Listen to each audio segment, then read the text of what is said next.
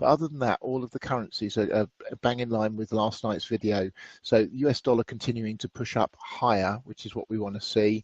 The euro is within a hair's breadth here of taking out that key level at 115.26. Take that out, and I think it really does push the balance of probabilities down to the over towards this being the fifth of this one down before we get the larger two back.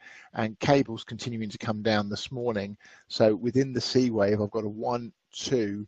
I want to see it come down here to 129.87 next for the 3, and then a 4, 5, and that all projects down beautifully to the 618 retrace at 129.01. So if we see that and it hits and holds, that gives us the swing long entry for the C of 2 up. Then US dollar Japanese yen, as I said last night, I was going to take some off when it gets to 113.74.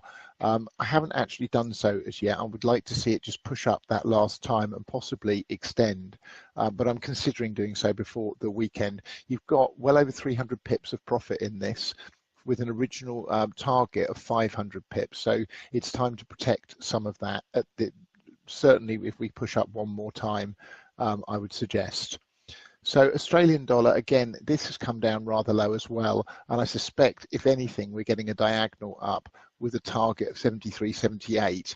Not as reliable as an impulse, but if we get it and it holds the 3-wave retrace into an expected fib, I would still take the long attempt in the Australian dollar following that.